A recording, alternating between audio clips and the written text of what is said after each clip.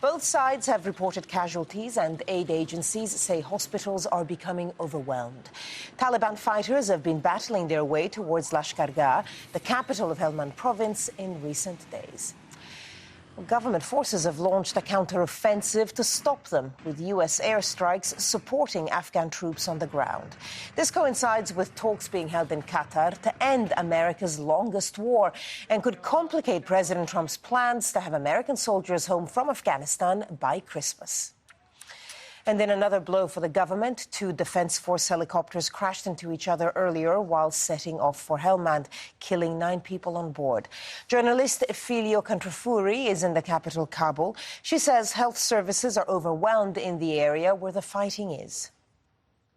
The main trauma hospital in Helmand's provincial capital, Lashkar-Gah, has been operating at full capacity, cannot treat any more people, and the MSF-supported, another MSF-supported hospital in the area has been serving as an overflow facility with over 20 people have been admitted there in the past 24 hours, and among them are even pregnant women and children.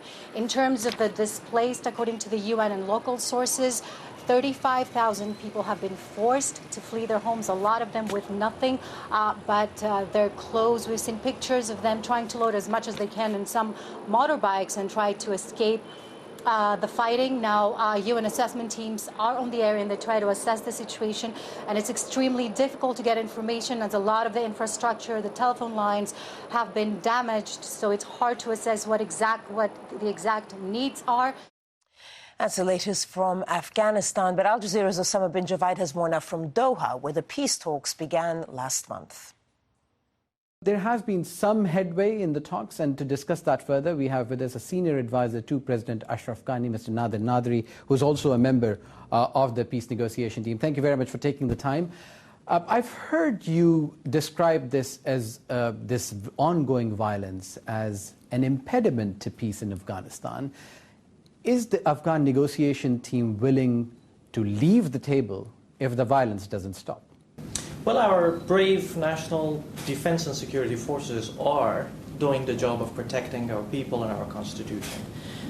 This level of violence that we have seen in the past few weeks is a clear indicator of less care about peace by the other side, more about the violence. It's unacceptable to our people to see civilians die, to see public properties and public infrastructure be destroyed.